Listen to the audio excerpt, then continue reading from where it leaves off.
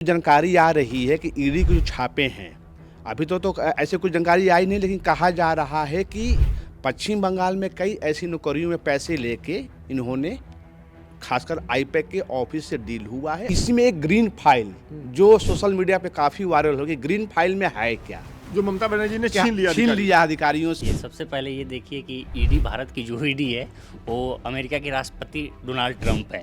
रात भर उनको लगता है कि कुछ मज़ा रात में नहीं आया, एडवेंचर करते हैं कुछ। ईडी सेम यही है।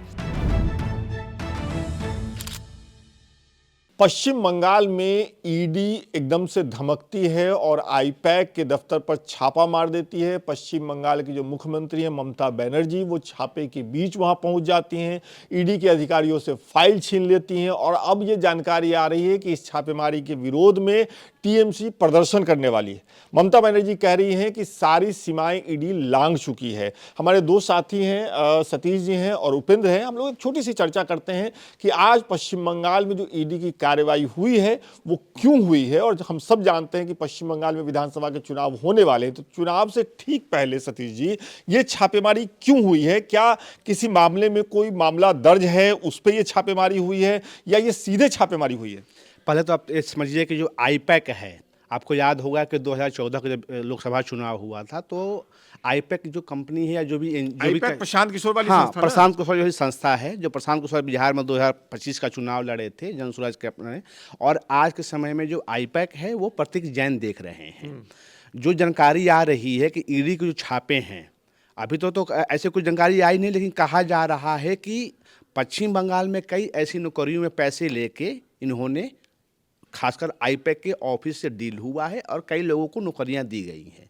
अब क्या बातें हैं, तो अब नहीं, मुझे ये बताइए कि एक आ रहा हूँ आपके पास। ये डिबेट अभी खुलेगा, अभी रुक जाइए। मैं आपसे ये जानना चाहता हूँ, चूंकि आप लगातार इसको कवर कर रहे हैं जब से ये छापेमारी हो रही है, लाइव ब्लॉग भी लोकमत हिंदी के प्लेटफॉर्म पे चल रहा है सतीश जी की मदद से, क्या ये जानकारी कहीं आई है? मैं ये जानने में दिलचस्पी रखता हूँ कि पहले से कोई मामला दर्ज था पैसा लेकर के नौकरी देने का, उस मामले में जांच चल रही थी और तब ईडी ने जाकर के छापेमारी की? ऐसे कोई जानकारी नहीं है। अचानक सुबह सुबह लगभग 8:20 पे ईडी के ऑफिस अधिकारी पहुंचते हैं और ममता बनर्जी के अनुसार उनका जो आईटी जो है, मतलब आईटी सेल जो टीएमसी, हाँ, टीम जो है, टीएमसी का जो सेल है जो चुनाव की रणनीति बनाती है कि किसको कहाँ से चुनाव लड़ना है, वहाँ पे वो टीम बैठ के काम करती है और पार्टी का रणनीति वो हर पार्टी के पास होता है। ऐसा नहीं कि सिर्फ टीएमसी के पास, हर पार्टी के पास होता है।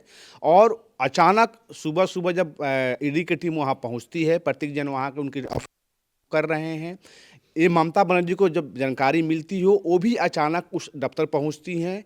अच्छा, अच्छी बातें, अहम बातें है विकास जी कि इसमें एक ग्रीन फाइल जो सोशल मीडिया पे काफ़ी वायरल हो गई, ग्रीन फाइल में है क्या, जो ममता बनर्जी ने छीन लिया अधिकारियों से। और इसके लिए आप देखेंगे, कई आपको वीडियो फोटो देख जाएंगे कि कैसे ईडी अधिकारियों से ममता जी उस फाइल को छीन के अपनी गाड़ी में बैठ के जा रही हैं। ठीक है उपेंद्र, मुझे ये बताइए कि अभी तमिलनाडु का मामला हुआ था, अभी झारखंड का मामला हुआ था। हमने देखा कि अदालतों ने ईडी के काम करने के तरीके पे बहुत कड़ी टिप्पणियां की थी।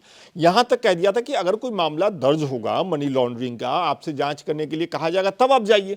तो इस मामले में जैसा सतीश जी अभी बता रहे हैं और जो जानकारी पूरी तरह से नहीं है, हो सकता है कि शाम तक ईडी कोई प्रेस कॉन्फ्रेंस करे और बताए कि भाई पहले से कौन सा मामला दर्ज था। तो अभी अगर हम ये मान लेते हैं कि कोई मामला दर्ज नहीं था और ईडी वहां छापेमारी करने चली गई, चुनाव होने वाले हैं पश्चिम बंगाल में, इसके पहले दिल्ली में जब चुनाव हुए विधानसभा के, तो हमने देखे कि कैसे पूरा सरकारी तंत्र, जो आम आदमी पार्टी का आरोप था, क्या लगता है आपको? देखिए, सबसे पहले ये देखिए कि ईडी, भारत की जो ईडी है वो अमेरिका के राष्ट्रपति डोनाल्ड ट्रंप है। रात भर उनको लगता है कि कुछ मज़ा रात में नहीं आया, एडवेंचर करते हैं कुछ। ईडी सेम यही है, एडवेंचर करने निकल जाती है। आप सोचिए कि भारत की सबसे बड़ी न्यायपालिका ये आपसे कहती है कि तुम बिना मुकदमा दर्ज किए किसी के पास नहीं जाओगे, तो किस आधार पे ईडी आईपैक के ऑफिस में पहुंची थी? क्या डेमोक्रेसी में किसी भी पार्टी को रणनीति बनाने की छूट नहीं है? क्या कोई उसके लिए रणनीति बनाएगा, उसके ऑफिस में घुस जाओगे? क्या ये गुंडागर्दी नहीं है? आईपैक के ऑफिस में आप क्यों घुसे जब ये जानते हैं कि आईपैक टीएमसी के लिए काम कर रही है? क्या आपके ऑफिस में कोई घुस जाए? आज आप सरकार में हैं, आप ये कर रहे हैं, कल आपकी सरकार में, तब तो आप लोकतंत्र की दुहाई देंगे। क्या ये डेमोक्रेसी को डिस्ट्रॉय करने की रणनीति नहीं है? दूसरी बात, अगर जैसा सतीश जी कर रहे हैं, हम पूछ रहे हैं कि पैसा लेकर किसको नौकरी दे रहे थे? जानकारी वही हम पूछ रहे हैं कि आईपैक में नौकरी दे रहे थे या सरकार में नौकरी दे रहे थे? अगर दे रहे थे तो आपने मुकदमा क्यों नहीं दर्ज किया? आपके पास क्लू आया तो मुकदमा आप कोर्ट में लेके जाते, आप डायरेक्ट छापा मार रहे हैं। जो भाई आप ये जान रहे हैं कि टीएमसी के लिए आईपैक पीछे से रणनीति काम कर रहा है और भारत में इलीगल है। आपके लिए भी वही आईपैक 2014 में आईपैक नहीं था, तब स्पेशल वो थे, एक ग्रुप था पीछे थे। प्रशांत किशोर हाँ। के नेतृत्व में काम तो हो ही रहा था। नरेंद्र मोदी जब चुनाव लड़ रहे थे तो प्रशांत किशोर ने पूरी रणनीति बनाई थी। हाँ, और इससे पहले भी हम सब जानते हैं कि जब नरेंद्र मोदी मुख्यमंत्री हुआ करते थे गुजरात में, तो एक अमेरिकन कंपनी ने उनके लिए कैंपेनिंग की थी गुजरात में। तो ये तो लीगल है, भारत में इलीगल तो है नहीं कि अगर कोई कंपनी है किसी पार्टी के पक्ष में आके अगर कैंपेनिंग करती है तो वो तो लीगल है। तो आप उस अब जा रहे हैं तो ममता बनर्जी ने साफ बोला है कि भाई हमारे कौन कैंडिडेट होगा, कौन हमारा किस विधानसभा पे क्या रणनीति है। आप तो सीधे चुराने आए थे आप ईडी के माध्यम से। आपको क्या लगता है सतीश जी, वो फाइल जो ममता बनर्जी ने छीनी है ईडी के अधिकारियों के हाथ से, उसमें ऐसा क्या होगा? नहीं, मुझे भी लगता है कि उपेंद्र की बात से मैं सहमत हूँ, क्योंकि जो फाइल में जो पश्चिम बंगाल जो 26 का चुनाव होने वाला है, जो 292 सीट है पश्चिम बंगाल में, आपको याद है तो 292 सीट हैं, उन पर क्या रणनीति बन रही है, किसको टिकट देना है, टिकट नहीं देना है, मुझे लगता है कि पूरी उसमें वो आईपैक के दफ्तर में तो यही हो सकता है, मतलब उसमें फाइनेंशियल लेन देन की तो कोई बात होनी नहीं चाहिए। अच्छा, दूसरी बात, एक चीज और इसको थोड़ा और जोड़ देते हैं। पिछला विधानसभा चुनाव जो पश्चिम बंगाल में हुआ, जिसमें भारतीय जनता पार्टी पूरे दमखम से लड़ी थी, मैंने उस चुनाव को कवर किया था, और उस चुनाव को मैनेज कर रहे थे प्रशांत किशोर, आईपैक की टीम मैनेज कर रही थी। चुनाव रिजल्ट के बाद प्रशांत किशोर ने भी दावा किया, ममता बनर्जी ने भी तारीफ की कि भाई आईपैक की वजह से ही चुनाव जीते हम लोग, वो चुनाव आसान नहीं था। तो क्या इस वजह से भारतीय जनता पार्टी को लगा, या फिर जो आरोप लगा रही है टीएमसी अगर उसको माने, तो क्या इस वजह से ये छापेमारी हुई? नहीं, डेफिनेटली आप देखिए ना कि आप सोचिए कि किस तरीके से आप यूपी बिहार अलग अलग राज्यों में देख लीजिए, ये क्यों होता है। जब चुनाव होता है तभी ये एजेंसियां सक्रिय क्यों होती हैं। उससे पहले ये एजेंसियां कहाँ रहती हैं, सोई रहती हैं। अगर आपके पास कोई क्लू मिला, मनी लॉन्ड्रिंग का मामला मिला, आप देखिए कि दिल्ली में जब चुनाव हुआ तो हमने देखा रोज कुछ ना कुछ होता था। केजरीवाल जेल में बंद, उनके सारे नेता जेल में बंद, लेकिन अब सब बाहर कोई कुछ सुनवाई नहीं हो रही है। आप देखिए कि जो दुकानें, शराब की दुकानें जिस पे माहौल बीजेपी बनाई करती थी, वो शराब की दुकानें आज भी खुली हैं। आज नया नियम बता दे रहे हैं, एनडीएमसी जो दिल्ली की है, वो कह रही है कि पूरी रात भर दुकानें खुली रहेंगी, अब कोई रोक नहीं होगा, पूरी रात भर दुकानें खोले रखो। तो आप आते हैं तो सब ठीक है, कोई शराब की दुकान नहीं है, कोई इलीगल काम नहीं हो रहा है। वहीं दूसरी सरकार कोई पार्टी की आ जाती है तो हर चीज़ इलीगल हो रहा है। तो ये देखिए, ये हमें जनता को भी, हर जहाँ की जनता है, चाहे वो तमिलनाडु की जनता हो, चाहे बंगाल की जनता हो, चाहे यूपी बिहार की जनता हो, जनता को भी समझना चाहिए कि आखिर एजेंसियाँ तभी क्यों सक्रिय होती हैं, तभी क्लू इनको क्यों मिलता है। आप सोचिए कि आप अगर आप इस आधार पे छापा मारने जाते हैं कि यहाँ से लेन देन हुआ है, ठीक, तो आप कोई कंपनी है किसी पार्टी के लिए रणनीति बना रही है, तो अगर उसने लेन देन किया है तो यहाँ से तो लेन देन कर नहीं रही होगी। ये तो पिछले 5 साल 10 साल से जब से ये इनके साथ जुड़े हैं तब से लेन देन कर रही हैं। तो चुनावी के वक्त आपको क्यों वो लेन देन आया, इससे पहले वो लेन देन क्यों नहीं याद आया। यानी कि आप स्पेशल तौर पे ये मुद्दा बना रहे हैं। आप ये मुद्दा बनाएंगे, अब मुद्दा क्या होगा, जैसे सतीश जी ने कहा कि वो आखिर ग्रीन फाइल में क्या है। अब नैरेटिव एक सेट होगा कि वो ग्रीन फाइल में वही नौकरियों का डेटा था जो लेके ममता बनर्जी भाग गई। कोई उस पर बात नहीं होगी कि उस डेटा में जो ममता बनर्जी कहती रह जाएं कि उस डेटा में हमारे कंस्टिट्यूंसी में हमारे कौन उम्मीदवार होगा, क्या हम पॉलिसी लेके आएंगे, कोई बात नहीं होगी, एक नरेशन सेट होगा। आप देखिए सतीश जी, मेरा सवाल आपसे ये है कि जैसा उपेंद्र बता रहा था, इस बात से तो मेरी भी सहमति है कि इस देश में पिछले कुछ समय से, और ये हमारी बात नहीं है, जो को अदालतें हैं वो इस पर टिप्पणियां कर चुकी हैं ईडी के काम करने की शैली पर, और ईडी के सबूत जुटाने के तरीकों पर, और छापेमारी पर।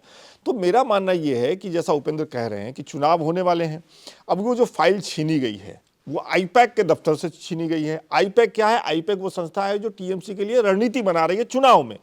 तो अब जो उपेंद्र कह रहा है कि इस पर अगर नरेशन ये बनता है कि भाई अगर उसमें मान लीजिए कि टीएमसी की चुनाव की रणनीति ही थी, तो ममता बनर्जी को वहां पहुंच के फाइल क्यों छीनने की जरूरत थी? जांच एजेंसियों को उनका काम करने दे देते।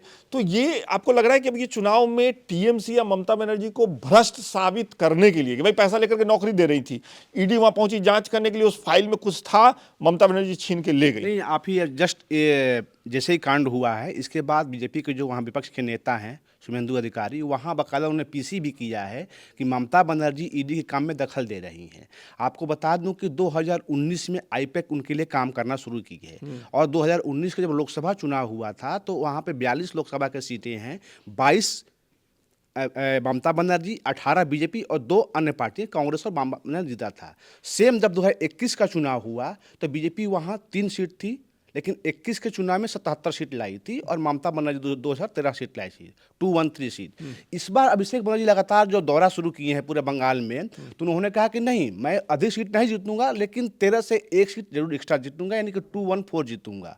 मुझे जो जानकारी मिल रही है कि यहाँ पे जो मामला है, आप भी को पता है, आपने चुनाव कवर भी किया 21 वाला, कि अभी जो 26 का इलेक्शन हो रहा है वो सिर्फ 2 ही दल में है, टीएमसी बनाम बीजेपी।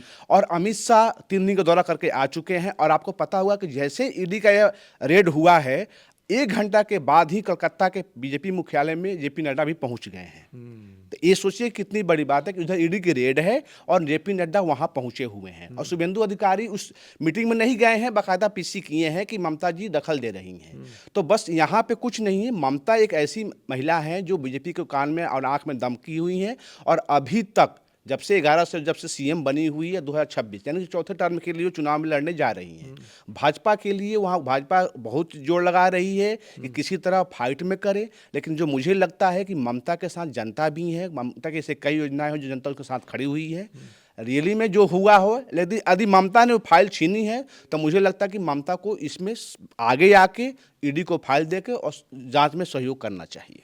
अच्छा, आपको लगता है जांच में सहयोग करना चाहिए? इस चर्चा को हम लोग यहाँ रोकेंगे, लेकिन एक सवाल जो है वो ये है कि इस देश में लोकतंत्र में चुनाव के समय जिस तरीके से आरोप लगा रहे हैं विपक्षी पार्टियां, आप देखिए कि 2 संस्थाएं महत्वपूर्ण हो जाती हैं। चुनाव आयोग जो चुनाव करवाती है, जिनके कराने पे विपक्ष के पार्टियों को भरोसा होना चाहिए और चुनाव निष्पक्ष दिखना चाहिए, और दूसरी जो सरकारी जाँच एजेंसियाँ हैं। तो इन दोनों पर जो आरोप लग रहा है उपेंद्र, और इसकी वजह से जो एक आरोप लग रहा है कि चुनाव प्रभावित करवाए जा रहे हैं, इससे आपको क्या लग रहा है कि ये लोकतंत्र के लिए कितना नुकसानदायक हो सकता है? देखिए, ये विश्वसनीयता की बात है। आप देखिए कि आप कोई किसी इंस्टीट्यूशन का बहुत प्रमुख आदमी किसी पार्टी में शामिल हो जाए तो क्या लगता है कि किसी की भी सोच के आप देखिए, राजेश्वर सिंह, मैं बता रहा हूँ, राजेश्वर सिंह बीजेपी से विधायक हैं, लखनऊ से, ईडी के प्रमुख रहे।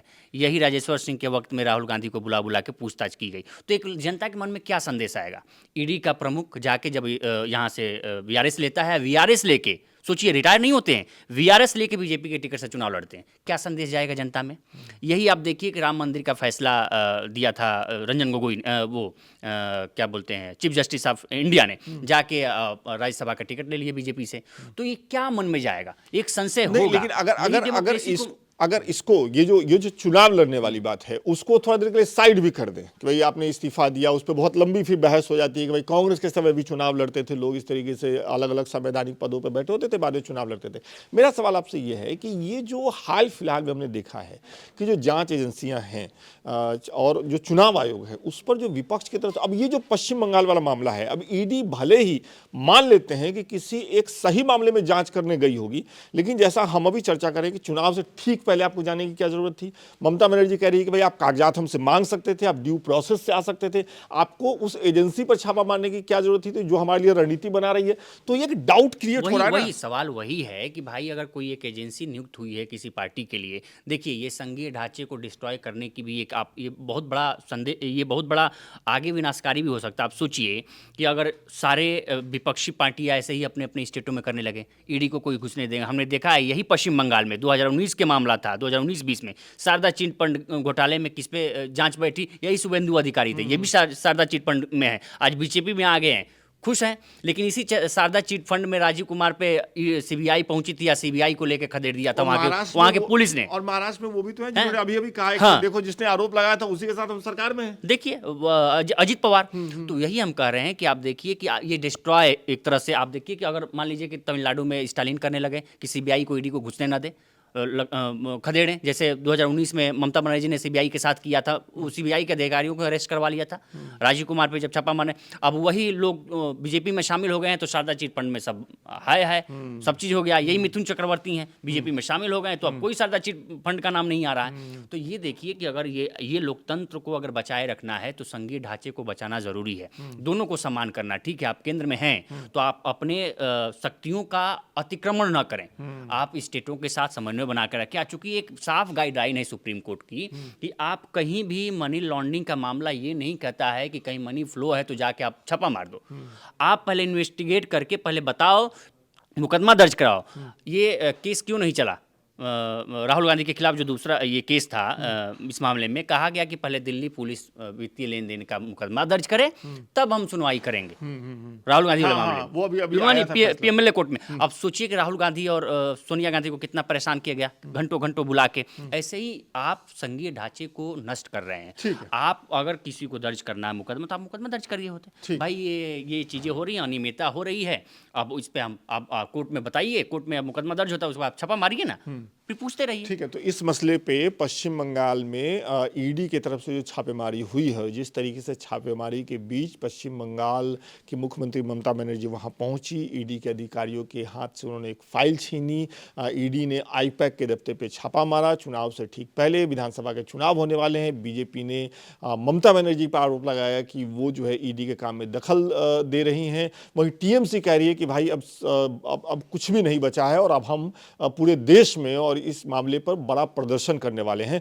तो पश्चिम बंगाल चुनाव से पहले ईडी की जो ये कार्रवाई हुई है, उसके बाद अब टीएमसी जिस तरीके से प्रदर्शन करने की बात कर रही है, उस सब को लेकर के जो हमने चर्चा की न्यूज़ रूम टॉक में, उस पर आपकी क्या राय है वो जानने में हमारी दिलचस्पी है। कमेंट करके ज़रूर बताइए। बहुत बहुत शुक्रिया।